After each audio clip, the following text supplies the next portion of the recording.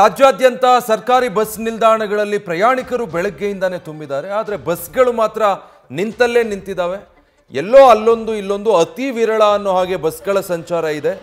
ಅತಿ ಅನಿವಾರ್ಯ ಪರಿಸ್ಥಿತಿ ಅಂತ ಹೇಳಿದ್ರೆ ಒಂದು ಬಸ್ ವ್ಯವಸ್ಥೆ ಮಾಡಿರುವಂಥ ಪ್ರಯಾಣಿಕರನ್ನ ಕಳಿಸೋ ವ್ಯವಸ್ಥೆ ಆಗ್ತಾ ಇದೆ ಬಿಟ್ಟರೆ ಎಲ್ಲೂ ಕೂಡ ಬಸ್ಗಳ ಸಂಚಾರ ಇಲ್ಲ. ಶಿವಮೊಗ್ಗದ ಬಸ್ ನಿಲ್ದಾಣದ ನೇರ ದೃಶ್ಯ ನೀವು ಗಮನಿಸ್ತಾ ಇದ್ದೀರಾ. ಈಗ ಒಂದು ಬಸ್ ವ್ಯವಸ್ಥೆ ಆಗಿದೆ ಅನ್ಸುತ್ತೆ. ಪಾಪ ಬೆಳಗ್ಗೆಯಿಂದ ಕಾದಿದ್ದಂಥ ಪ್ರಯಾಣಿಕರಿಗೆ ಒಂದು ಬಸ್ ಸಿಕ್ತಲ್ಲ ಅಂತ ಹೇಳಿ ಈಗ ಹೊರಟಿರುವಂಥ ದೃಶ್ಯ. ತಾವು ಹೋಗೋ ಸ್ಥಳಕ್ಕೆ ತಲುಪದೇ ಇದ್ರು ಸಮೀಪ ಎಲ್ಲಾದರೂ ತಲುಪಿದ್ರೆ ಅಲ್ಲಿಂದ ಪರ್ಯಾಯ ವ್ಯವಸ್ಥೆ ನೋಡೋಣ ಅಂತ ಹೇಳಿ ಒಂದು ಬಸ್ ಸಿಕ್ಕಿದ್ರೆ ಸಾಕು ಅಂತ ಪ್ರಯಾಣಿಕರೆಲ್ಲ ಕಾದು ಕುಳಿತಿದ್ರು. ಒಂದು ಬಸ್ನ ವ್ಯವಸ್ಥೆ ಆಗಿರೋ ಹಾಗಿದೆ. ಕೆಲವು ಸಿಬ್ಬಂದಿ ಮಾತ್ರ ಚಾಲಕರು ನಿರ್ವಾಹಕರು ಕಾರ್ಯನಿರ್ವಹಿಸ್ತಾ ಇದ್ದಾರೆ. ಅಲ್ಲೊಂದು ಇಲ್ಲೊಂದು ಬಸ್ ಮಾತ್ರ ರಸ್ತೆಗಿಳಿತಾ ಇದೆ. ಡೀಟೇಲ್ಸ್ ಕೊಡ್ತಾರೆ ಶಿವಮೊಗ್ಗದಿಂದ ಪ್ರಸನ್ನ ಲೈವ್ನಲ್ಲಿ ಜಾಯ್ನ್ ಆಗ್ತಾ ಇದ್ದಾರೆ. ಪ್ರಸನ್ನ, ಶಿವಮೊಗ್ಗದಲ್ಲಿ ಈಗಷ್ಟೇ ಒಂದು ಬಸ್ ಬಂದು ಪ್ರಯಾಣಿಕರು ಹತ್ತೋ ದೃಶ್ಯ ನೋಡ್ತಾ ಇದ್ವಿ ನಾವು. ಬಸ್ಗಳ ಓಡಾಟ ಇದೆಯಾ?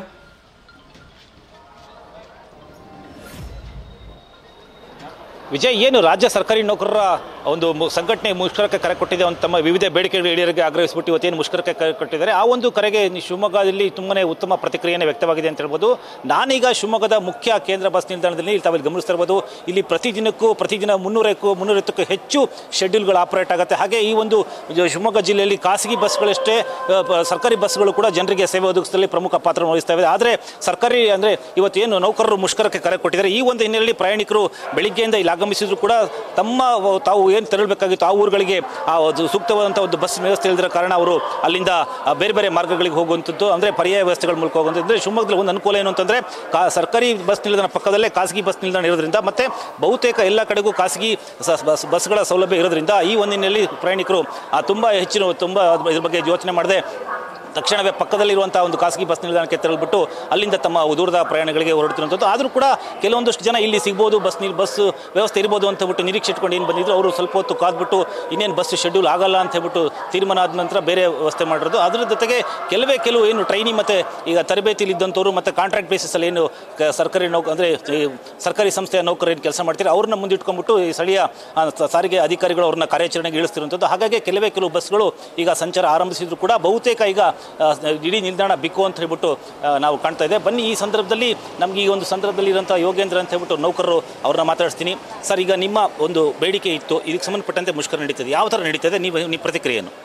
ಸರ್, ನಾವು ಶಿವಮೊಗ್ಗ ವಿಭಾಗದಿಂದ ಮಾತಾಡ್ತಕ್ಕಂಥದ್ದು ಯೋಗೇಂದ್ರ GM ಅಂತ ಹೇಳ್ಬಿಟ್ಟು. ಸಾರಿಗೆ ಏನು 4 ನಿಗಮ ಮಂಡಳಿಯಿಂದ ನಾವು ಎಲ್ಲ 1,15,000 ಜನ ಏನು ನೌಕರರು ಇದ್ದೀವಿ, ಪ್ರತಿಯೊಬ್ಬರು ಸಹ ಈ ಒಂದು ಮುಷ್ಕರಕ್ಕೆ ಭಾಗಿಯಾಗಿ ಯಶಸ್ವಿಗೊಳಿಸಿಕೊಳ್ತಾ ಇದ್ದೀವಿ. ಕಾರಣ ಇಷ್ಟೇ, ನಮ್ಮ ಮುಖ್ಯವಾದ ಬೇಡಿಕೆ 1/1/2020 ಕೊಡಬೇಕಾಗಿರ್ತಕ್ಕಂತಹ 38 ತಿಂಗಳ ಹರಿಯರ್ಸು ಹಾಗೂ ಮತ್ತೆ ನಮಗೆ 1/1/2024 ಕೊಡ್ತಕ್ಕಂತಹ ಏನು ಕೈಗಾರಿಕೆ ಒಪ್ಪಂದದಲ್ಲಿ ಅಗ್ರಿಮೆಂಟ್ ಆಗಬೇಕಿತ್ತು, ಅದು ಸಹ ನಮಗೆ ಕಡಿಮೆ ಯಾವುದೇ ಸಹ ನಮಗೆ ಮಾಡದೇ ಇರುವುದರಿಂದ ಸನ್ಮಾನ್ಯ ಮುಖ್ಯಮಂತ್ರಿಗಳು, ಗೌರವಾನ್ವಿತ ಮುಖ್ಯಮಂತ್ರಿಗಳು ನಮಗೆ 500 ಕೋಟಿ ಮಹಿಳೆಯರ ಉಚಿತ ಪ್ರಯಾಣ ಟಿಕೆಟನ್ನು ನಾವು ಕಾರ್ಯಾಚರಣೆಯಲ್ಲಿ ಯಶಸ್ವಿಗೊಳಿಸಿಕೊಟ್ಟಿದ್ದೀವಿ. ಅದನ್ನು ನಮ್ಮ ಹಿಂಬಾಕಿಯಲ್ಲಿ ನಮಗೆ 38 ತಿಂಗಳ ಹರಿಯರ್ಸು ಮತ್ತು 1/1/2024 ಕೊಡ್ತಕ್ಕಂತಹ ಏನು ಕೈಗಾರಿಕೆ ಒಪ್ಪಂದದಲ್ಲಿ ಅಗ್ರಿಮೆಂಟ್ ಇದೆಯೋ ಅದು ನಮಗೆ ಕೊಟ್ಟಿದ್ರೆ ಇದು ಸನ್ಮಾನ್ಯ ಗೌರವಾನ್ವಿತ ಮುಖ್ಯಮಂತ್ರಿಗಳು ಈ ಥರ ನಮಗೆ ಯಾವುದೇ ಅವ್ಯವಸ್ಥೆ ಆಗ್ತಿದ್ದಿರಲ್ಲ, ಸಾರ್ವಜನಿಕ ಪ್ರಯಾಣಿಕರಿಗೂ ತೊಂದರೆ ಆಗ್ತಿದ್ದಿರಲ್ಲ.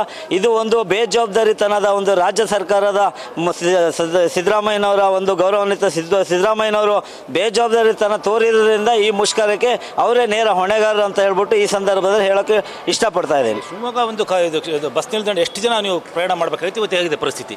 ಶಿವಮೊಗ್ಗ ನಮ್ಮ ಒಂದು ಡಿಸ್ಟಿಕ್ ಲೆವೆಲ್ ಹೆಡ್ ಕ್ವಾರ್ಟರ್ಸ್ ಆಗಿರೋದ್ರಿಂದ ಸುಮಾರು ಒಂದು 600ರಿಂದ 700 ಬಸ್ ಕಾರ್ಯಾಚರಣೆ ಆಗಬೇಕಿತ್ತು. ಇವತ್ತು ಯಾವುದೇ ಒಂದು ಕಾರ್ಯಾಚರಣೆನೂ ಆಗ್ತಾ ಇಲ್ಲ. ಎಲ್ಲ ಸಿಬ್ಬಂದಿ ನೌಕರರ ವರ್ಗದವರು ಶಾಂತಿಯುತವಾಗಿ ಈ ಒಂದು ನಾವು ಮುಷ್ಕರವನ್ನು ನಡೆಸ್ತಾ ಇದ್ದೇವೆ. ಒಟ್ಟು ನಿಮಗೆ ಸ್ವಯಂ ಪ್ರೇರಿತವಾಗಿ ಪಾಲ್ಗೊಂಡಿರೋ ಅಥವಾ ನಿಮಗೆ ಒತ್ತಡ ಇದೆ ಕಾರ್ಯಾಚರಣೆ ಮಾಡೋದಕ್ಕೆ ಅಂತ ಹೇಳ್ಬಿಟ್ಟು ಏನಾರು ಅಂತ? ಯಾವುದೇ ಒತ್ತಡ ಇಲ್ಲ. ಇಲ್ಲಿ ಸಾಕಷ್ಟು ವರ್ಷಗಳಿಂದ ಸೇವೆ ಸಲ್ಲಿಸ್ತಕ್ಕಂತಹ ನೌಕರರಿಗೆ ನೊಂದು ಬೆಂದು ಸಾಕಾಗ್ಬಿಟ್ಟಿದೆ. ಕಾರಣ ಇಷ್ಟೇ, ಕೊಡಬೇಕಾಗಿರೋದು ನಾವು ನಮ್ಮ ಕಷ್ಟದ ಬೆವರಿನ ಹನಿ ನಾವು ಕೇಳ್ತಾ ಇದ್ದೀವಿ, ಬೇರೆ ಇನ್ಯಾವುದೂ ಇಲ್ಲ. ನಮಗೆ ದುಡಿತಕ್ಕಂಥ ವರ್ಗದವರಿಗೆ ನಮಗೆ ಏನು 4 ವರ್ಷದ ಒಂದು ಅಗ್ರಿಮೆಂಟ್ ಇದೆಯೋ ಅದನ್ನು ಕೊಟ್ಟಿದ್ರೆ ನಾವು ಯಾವುದೇ ಬೇಡಿಕೆಯನ್ನು ಮತ್ತು ಯಾವುದೇ ಬೇಡಿಕೆ ನಮ್ಮ ಒಂದು ಈ ಮುಷ್ಕರಕ್ಕೆ ಅವಕಾಶ ಆಗ್ತಿರಲ್ಲ ಅಂತ ಹೇಳಿಬಿಟ್ಟು ಈ ಸಂದರ್ಭದಲ್ಲಿ ಹೇಳ್ತಾ ಇದ್ದೀನಿ. ಇದರ ನಡುವೆನೂ ಅಧಿಕಾರಿಗಳು ಕೆಲವರನ್ನ ಅಂದರೆ ಟ್ರೈನಿ ಮತ್ತು ಕೆಲವೊಂದು ಕಾಂಟ್ರಾಕ್ಟ್ ಬೇಸಿಸ್ ಇದ್ದವ್ರನ್ನ ಕಾರ್ಯಾಚರಣೆ ತೊಡಗಿಸೋದು ಕಾಣ್ತಾ ಇದ್ದೀವಿ, ಏನು ಹೇಳ್ತೀರಾ ಅದಕ್ಕೆ? ಆ್ಯಕ್ಚುಲಿ ಅವರಿಗೆ ಹೊಸಬರಾಗಿರ್ತಾರೆ, ಅವರಿಗೆ ಏನೋ ಮಾಹಿತಿ ಇಲ್ಲದೆ ಇರೋವಂಥವರಿಗೆ ಇವರು ಒತ್ತಡ ಮಾಡಿ ಕಳಿಸಿದ್ರೂ ಅವರು ಸ್ವಯಂ ಪ್ರೇರಿತವಾಗಿ ಹೋಗೋದಿಲ್ಲ. ಯಾಕೆ ಅಧಿಕಾರಿಗಳು ಅನ್ನೋದು ಒಂದು ಭಯದಿಂದ ಅವರು ಹೋಗ್ತಾರೆ ವಿನ ಹೋದ್ರೂ ಸಹ ಅದಕ್ಕೆ ಯಾವುದೇ ಒಂದು ಭದ್ರತೆ ಕೊಡೋದಿಲ್ಲ. ಇವರು ಕಳಿಸಿರ್ತಾರೆ ಆದರೆ ಯಾವುದೇ ಒಂದು ಭದ್ರತೆ ಇಲ್ಲದೇ ಅವರು ಹೋಗ್ತಾರೆ. ಆದರೆ ಒತ್ತಾಯದ ಮೇರೆಗೆ ಅವ್ರು ಹೋಗೋದು ಬಿಟ್ಟರೆ ಮತ್ತಿನ್ಯಾವುದೂ ಇಲ್ಲ. ಇವತ್ತಿನ ಒಂದು ಮುಷ್ಕರದಿಂದಾಗಿ ಶಿವಮೊಗ್ಗ ಜಿಲ್ಲೆಯ ಸಾಕಷ್ಟು ಪ್ರಯಾಣಿಕರಿಗೆ ಮತ್ತು ಹೊರಗಡೆಯಿಂದ ಬರುವಂಥ ಪ್ರಯಾಣಿಕರು ಅನುಕೂಲ ಆಗ್ತಾಯಿದೆ. ಏನು ಹೇಳ್ತೀರಾ ಅದಕ್ಕೆ? ಇದು ಸನ್ಮಾನ್ಯ ಗೌರವಾನ್ವಿತ ಮುಖ್ಯಮಂತ್ರಿಗಳು ನಾವು ಆಲ್ರೆಡಿ 30/7/2025 ಒಂದು ದಿನದ ಉಪವಾಸ ಧರಣಿ ಸತ್ಯಾಗ್ರಹ, ಸಾಮೂಹಿಕ ಒಂದು ದಿನದ ಉಪವಾಸ ಧರಣಿ ಸತ್ಯಾಗ್ರಹ ಮಾಡಿದ್ವಿ. ಅಲ್ಲೂ ಸಹ ನಮ್ಮ MD ಅವರು ಸಾಹೇಬರು ಬಂದು ನಮ್ಮ ಒಂದು ಬೇಡಿಕೆಯ ಬಗ್ಗೆ ಒಂದು ಮೆಮೊರಿಂಡಮ್ ತಗೊಂಡು ಹೋಗಿ ಅದನ್ನು ನಾವು ಇತ್ಯರ್ಥ ಮಾಡ್ತೀವಿ ಅಂತ ಹೇಳಿದರು. ಗೌರವಾನ್ವಿತ ಮುಖ್ಯಮಂತ್ರಿಗಳ ಜೊತೆಗೆ ಸಾರಿಗೆ ಮಿನಿಸ್ಟರ್ ಜೊತೆಗೆ ಇದುವರೆಗೆ ಯಾವುದೇ ಸಹ 21 ದಿನದ ಒಳಗೆ ನಾವು ಮುಷ್ಕರದ ನೋಟಿಸನ್ನು ಕೊಟ್ಟಿದ್ವಿ. ಅವ್ರು ಯಾವುದೇ ನಮಗೆ ಮಾಡದೇ ಇರೋದ್ರಿಂದ ಈ ಒಂದು ಮುಷ್ಕರಕ್ಕೆ ರಾಜ್ಯ ಸರ್ಕಾರನೇ ಹೊಣೆ. ಇದು ಏನು ಶಿವಮೊಗ್ಗ ಒಂದು ಕೇಂದ್ರ ಬಸ್ ನಿಲ್ದಾಣದಲ್ಲಿ ಕಾಣ್ತಿರುವಂಥ ಚಿತ್ರಣ ಅಂದರೆ ಇಲ್ಲಿ ಪ್ರಯಾಣಿಕರಿಗೆ ಏನು ತೊಂದರೆ ಆಗ್ತಿದ್ರು ಕೂಡ ಅದಕ್ಕೆ ರಾಜ್ಯ ಸರ್ಕಾರ ಕಾರಣ ಆಗುತ್ತೆ. ಯಾಕಂದರೆ ನಾವು ಇದಕ್ಕಿಂತ ಮುಂಚೆನೇ ಸಾಕಷ್ಟು ಬಾರಿ ಸರ್ಕಾರಕ್ಕೆ ಮನವಿ ಕೊಟ್ಟಿದ್ವಿ, ಮತ್ತು ನಾವು ಪ್ರತಿಭಟನೆ ಮಾಡ್ತೀವಿ, ಮುಷ್ಕರ ಕೈಗೊಳ್ತೀವಿ ಅಂತ ಸೂಚನೆ ಕೊಟ್ಟಿದ್ವಿ. ಅದರ ಹೊರತಾಗಿ ಕೂಡ ನಮಗೆ ಸರ್ಕಾರದಿಂದ ಯಾವುದೇ ರೀತಿಯ ಸೂಕ್ತ ಸ್ಪಂದನೆ ವ್ಯಕ್ತವಾದ ಹಿನ್ನೆಲೆ ಇವತ್ತಿನ ಈ ಒಂದು ಕಾರ್ಯಾಚರಣೆ ಸ್ಥಗಿತಗೊಳಿಸೋ ಮೂಲಕ ನಮ್ಮ ಒಂದು ಪ್ರತಿಭಟನೆ ದಾಖಲು ಮಾಡ್ತೀವಿ ಅಂತ ಹೇಳ್ಬಿಟ್ಟು ಅವರು ತಮ್ಮ ಅಭಿಪ್ರಾಯ ವ್ಯಕ್ತಪಡಿಸ್ತಿರುವಂಥದ್ದು. ಕ್ಯಾಮ್ರಾ ಮಹೇಶ್ ಜೊತೆಗೆ Prasanna, news first, Shivamogga.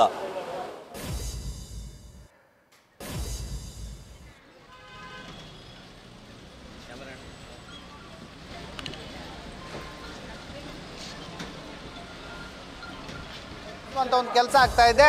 KSRTC ಬಸ್ಗಳು ರಸ್ತೆಗೆ ಇಳ್ತಾ ಇಲ್ಲ. ಹಾಗಾಗಿ ಈಗ ಖಾಸಗಿ ಬಸ್ಗಳು ಕೂಡ ಈಗ ಕೇಂದ್ರ ಬಸ್ ನಿಲ್ದಾಣಕ್ಕೆ ಎಂಟ್ರಿ ಕೊಟ್ಟಿರುವಂಥದ್ದು ಸದ್ಯ ನೀವು ದೃಶ್ಯದಲ್ಲಿ ಗಮನಿಸ್ತಾ ಇರ್ಬೋದು. ಈ ಸದ್ಯದ ದೃಶ್ಯ ಏನಿದೆ ಇದು ಬಳ್ಳಾರಿಯ ಕೇಂದ್ರ ಬಸ್ ನಿಲ್ದಾಣದಲ್ಲಿ ಕಾಣ್ತಕ್ಕಂಥ ದೃಶ್ಯ. ಈಗಾಗಲೇ ನೀವು ದೃಶ್ಯದಲ್ಲಿ ಗಮನಿಸ್ತಾ ಇರ್ಬೋದು. ಖಾಸಗಿ ಟ್ರಾವೆಲ್ಸ್ನ ಬಸ್ಗಳು ಈಗ KSRTC ಬಸ್ ನಿಲ್ದಾಣಕ್ಕೆ ಬಂದಿರುವಂಥದ್ದು.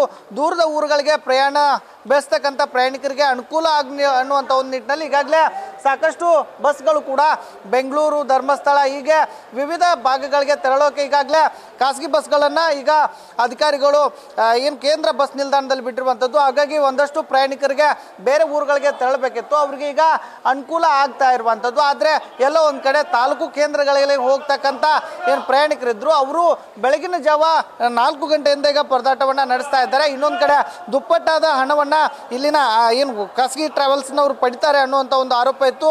ಅದಕ್ಕೆ ಸಂಬಂಧಪಟ್ಟಂತೆ ಈಗಾಗಲೇ ಅಧಿಕಾರಿಗಳಿಗೆ ಏನು ಪ್ರಯಾಣಿಕರಿಗೆ ಯಾವುದೇ ಒಂದು ಮಾಹಿತಿ ಕೊಟ್ಟಿಲ್ಲ.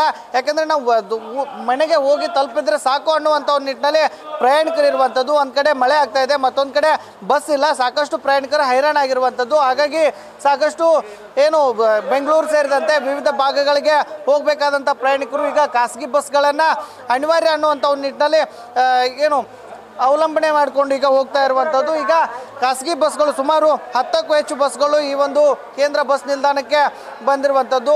ವಿವಿಧ ಭಾಗಗಳಿಗೆ ಹೋಗ್ತಕ್ಕಂಥ ಪ್ರಯಾಣಿಕರನ್ನ ಈಗ ಹತ್ತಿಸ್ಕೊಳ್ಳುವಂಥ ಒಂದು ಕೆಲಸ ಆಗ್ತಾ ಇರುವಂಥದ್ದು. ಆದರೆ ಅವುಗಳಿಗೆ ಒಬ್ಬ ಪ್ರಯಾಣಿಕರಿಗೆ ಎಷ್ಟು ದರ ನಿಗದಿ ಮಾಡಿದ್ದಾರೆ ಅನ್ನುವಂಥ ಒಂದು ನಿಟ್ಟಿನಲ್ಲಿ ಜಿಲ್ಲಾಡಳಿತ ಆಗಲಿ ಇಲ್ಲಿನ ಸಾರಿಗೆ ಅಧಿಕಾರಿಗಳಾಗಲಿ ಏನು ಮಾಹಿತಿಯನ್ನು ಕೊಟ್ಟಿಲ್ಲ. ಹಾಗಾಗಿ ದುಪ್ಪಟ್ಟು ಹಣ ಪಡೆಯುವಂಥ ಒಂದು ಸಾಧ್ಯತೆ ಇರುವಂಥದ್ದು. ಈ ಬಗ್ಗೆ ಕೂಡ ಬಳ್ಳಾರಿ ಜಿಲ್ಲಾಡಳಿತ ಎಚ್ಚರಿಕೆ ವಹಿಸಬೇಕಾಗಿರುವಂಥ ಒಂದು ಕೆಲಸವನ್ನು ಮಾಡಬೇಕಾಗಿರುವಂಥದ್ದು. ಕ್ಯಾಮ್ರಾಮನ್ ಕಾರ್ತಿಕ್ ಜೊತೆಗೆ Shivanand Madiyali, news first Kannada, Ballari. News first ನಿರ್ಭೀತಿಯಿಂದ ನಿಮ್ಮ ಪರವಾಗಿ.